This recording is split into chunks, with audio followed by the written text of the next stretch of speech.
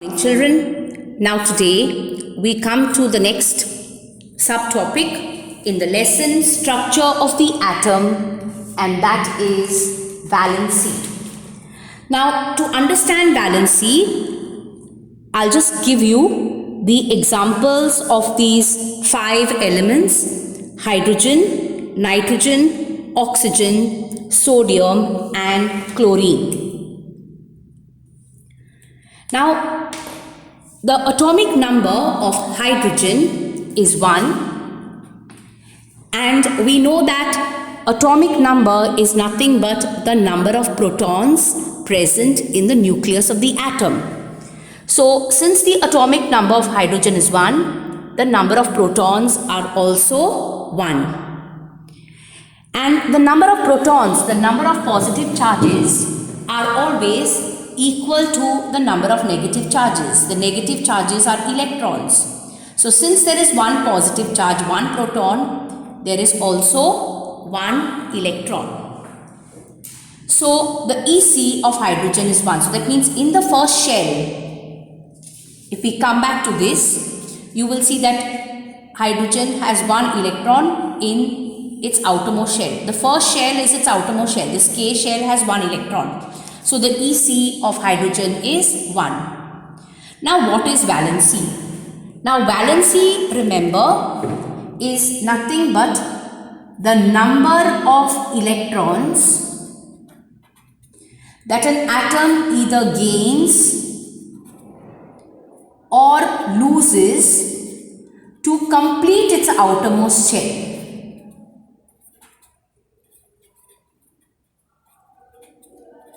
So how many electrons an atom will gain or how many electrons an atom will lose to complete its outermost shell is nothing but valency. So if you look at hydrogen here, hydrogen has one electron in its outermost shell. So to complete its outermost shell, the first shell should have 2 electrons. So to complete its outermost shell, it needs one more electron. So its valency is 1. Is that clear?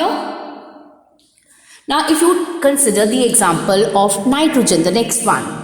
Nitrogen has atomic number 7. So the number of positive charges, protons in nitrogen are also 7. The number of electrons in nitrogen are also 7. Now what is the EC of nitrogen? Now if you look at nitrogen, there are 7 electrons. So of the 7 electrons, 2 electrons will go in the first shell and the remaining 5 which remain, 7 minus 2 is 5, so the remaining 5 will go in the second shell. The maximum number of electrons that can be accommodated in the second shell is 8, and here there are 5. So this atom of nitrogen, okay, which has EC25, needs to complete its outermost shell. The natural tendency of every atom is to complete its outermost shell. So if it has only one shell, the outermost shell is the K shell, so it will want to have those 2 electrons. If the outermost shell is the L shell, the second shell should have 8 electrons. So it will want to complete its outermost shell, it will want to have 8 electrons. So same way, this atom of nitrogen, it can complete its outermost shell by either gaining 3 electrons, so it becomes 8, or by losing these 5 electrons. Now always remember that it is easier for an atom to gain or lose a smaller number of electrons rather than a bigger number. Like for example, if say you have 1000 rupees with you, to earn those 1000 rupees it's difficult. Or to lose those 1000 rupees is pretty difficult. You'll be very upset if you lose 1000. But if you lose 1 rupee, it's very easy. I mean, you won't even mind if you lose 1 rupee. Or to, earn 1 rupee is easier than earning 1000 rupees. So it's easier to gain or lose a smaller number. It's easier for you to gain 1 rupee and you won't feel bad if you lose 1 rupee. But to gain 1000 rupees in comparison will be tougher.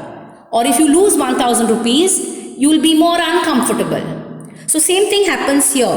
For an atom, to gain or lose a smaller number of electrons is easier than losing or gaining a larger number of electrons. So nitrogen can complete its outermost shell in two ways. Either it can gain 3 electrons and have 8 outside, or it will lose 5. So instead of losing 5, which is a bigger number, it will gain 3 electrons. So this atom of nitrogen will gain 3 electrons. So valency is the number of electrons that an atom gains or loses to complete its outermost shell. So the valency of nitrogen will be 3. It's gaining 3 electrons to complete its outermost shell. Let's take another example of oxygen. Oxygen's atomic number is 8. So it will have 8 protons, positive charges. It will have 8 electrons. So the EC will be 2, 6. So out of 8, 2 will be accommodated in the first shell and the remaining 6 will go into the second shell. Now the maximum number of electrons in the second shell should be 8. Okay, so it can complete its outermost shell by either gaining 2, so it will have 8, or it will have to lose this 6. So what this atom of oxygen does is it gains 2 electrons. Okay, so 2 is smaller than 6. So instead of losing 6, it will gain 2 electrons. So since it is gaining 2 electrons to complete its outermost shell, its valency is 2. Let's take the example of sodium. Sodium's atomic number is 11. So the number of protons in sodium are 11. The number of electrons also are 11. Now out of these 11, 2 will be accommodated in the first shell. 9 remain. So of the 9, 8 will go into the second shell, and in the third shell, there will be just 1 electron. Now the third shell by the rule is 2n square.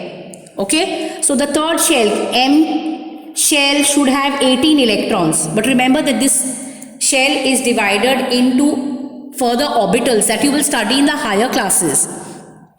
Okay, so instead of gaining 7 electrons here, it will lose this 1 electron. And when it loses this 1 electron, its valency will be 1. So to complete its outermost shell, it's very easy for it to lose this 1 electron. So its valency will be 1.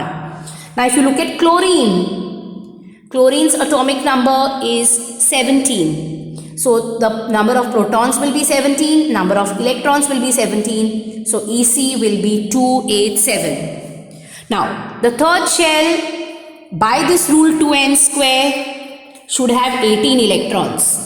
Okay, but there was also another point in Bohr and Bury's postulates, Bohr's postulates, where he says that the maximum number of electrons in the outermost shell should be 8. So for this to have 8, it will either have to lose 7 or gain 1. So instead of losing 7, which is a bigger number, it will gain 1 electron. So its valency is 1.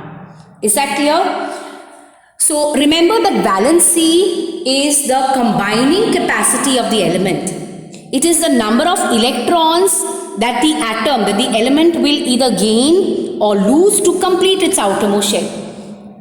So once you know atomic number, you will know the number of protons. Once you know the number of protons, you will know the number of electrons. Once you know the number of electrons, you can write the EC, and depending on how many they gain or lose, you will have a particular valency. Is that clear? Now if you consider elements like helium with atomic number 2, and or if you consider say argon with atomic number 18, or say neon with atomic number 10, then you will see that helium has atomic number 2, so it will have 2 protons. It will have 2 electrons and its EC will be 2. Now the first shell should have 2 electrons and helium has 2 electrons. So it does not gain any electrons nor does it lose any electrons. So therefore the valency of helium will be 0. So helium is highly unreactive. It's inert. It does not gain any electrons, nor does it lose any electrons to complete its outermost shell. Its outermost shell is complete. Neon, it has atomic number 10. So number of protons are 10, number of electrons are 10. So EC is 28. The second shell should have 8 electrons and there are 8 electrons. So since its outermost shell is complete, it does not gain any electrons, it does not lose any electrons, so its valency is 0. Okay, it's 0 valent, it's chemically inert.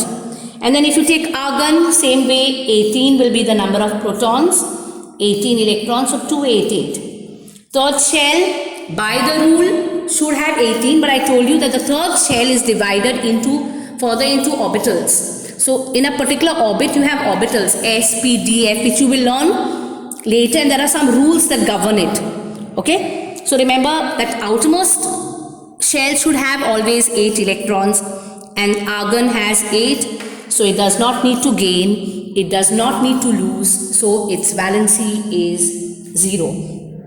So remember that valency is the combining capacity of the element. It is the number of electrons that an element will gain or lose to complete its outermost shell. Okay, so if it has to gain or lose just 1 electron, it's highly reactive. If it has to gain or lose 2 electrons, it's little less reactive. If it has to gain or lose 3 electrons, it's even more less reactive. So remember, the smaller the number, the more easier it is to gain or lose, so the more reactive it is. And if the outermost shells are complete, like in case of helium, neon, argon, then they do not gain electrons, they do not lose electrons, and their valency will be 0. Is that clear to everyone? So remember that every atom, the atom of every element, wants to complete its outermost shell. Its natural tendency is to complete its octet, to have 8 electrons in the outermost shell. If it's the first shell, then it should have 2 electrons. So if it doesn't have the actual number that it needs, it becomes reactive. It will either gain electrons, it will lose electrons, or later in higher classes you will learn how they also share electrons to complete their outermost shell. So please study the atomic numbers of different elements very well. It's on table 4.1. So once you know the atomic number, you will know the number of protons, you will know the number of electrons, you will know the EC, and then depending on the EC, you see whether they need to gain or lose, and you will be able to write the valency of any element.